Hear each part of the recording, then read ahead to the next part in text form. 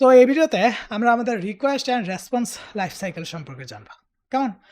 So পূর্বে আমরা এই রিকোয়েস্ট অ্যান্ড রেসপন্সটা জানলাম যে ক্লায়েন্ট কী করে, একটা রিকোয়েস্ট করে ব্যাকএন্ড সার্ভারে, অ্যান্ড সার্ভার কী করে, একটা রেসপন্স পাঠায়, তাই না? সো ধরেন এখন এই রিকোয়েস্ট রেসপন্সের অনেক ধরনের একটা থাকে, কি থাকে, একটা স্ট্রাকচার থাকে।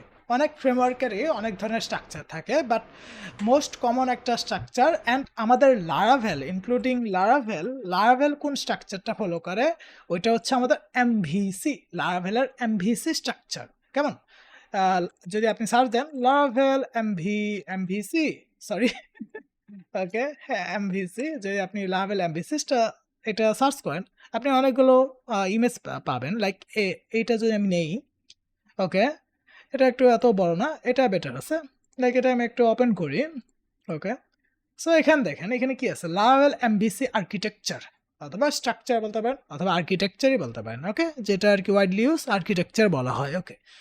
সো এটার ভিতরে এমভিসির ভিতরে পড়ে হচ্ছে model, M for model, C for হচ্ছে কন্ট্রোলার, অ্যান্ড ভি ফর হচ্ছে ভিউ। এখন এই ভিউটা কি আসে? ভিউটা হচ্ছে আমি যে একটা ব্রাউজারে একটা ভিউ দেখতেছি না, এত বড় একটা, এটা হচ্ছে আমাদের ভিউ, ওকে। অ্যান্ড কন্ট্রোলারটা কি করে? কন্ট্রোলার হচ্ছে লাইক কন্ট্রোল করে, কন্ট্রোলার নামেই তো এর কাজ, আর ডিটেলসটা আর কি বুঝতে পারতেছি যে কন্ট্রোল করে, তাই না?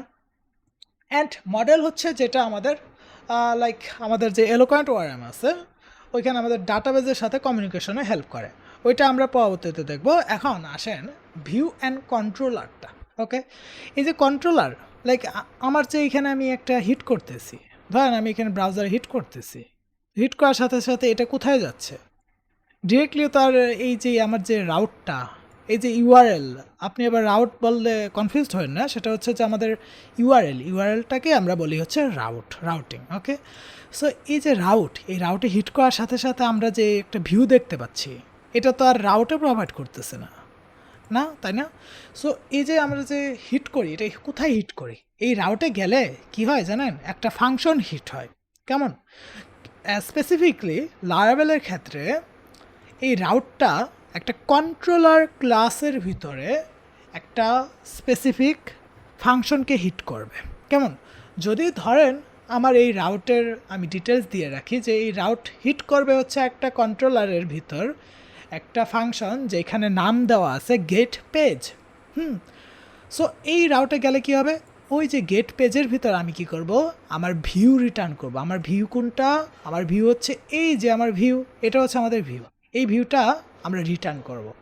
সো এই যে ভিউটা রিটার্ন করব, সেটা কি করবে? এই ভিউটা রিটার্ন হয়ে আমাদের এই যে আমার ক্লায়েন্টে আসবে, অ্যান্ড ক্লায়েন্ট কী করবে? ওই এইচটিএমএল পেজটা নিয়ে, অথবা জেসন ডাটা থাকলে, অথবা যে কোনো ডাটা থাকলে সেটা এখানে রেন্ডার করাবে। কেমন? আর যদি ডাউনলোডেবল ফাইল থাকে, সেক্ষেত্রে ডিরেক্টলি ডাউনলোড করায় দেবে।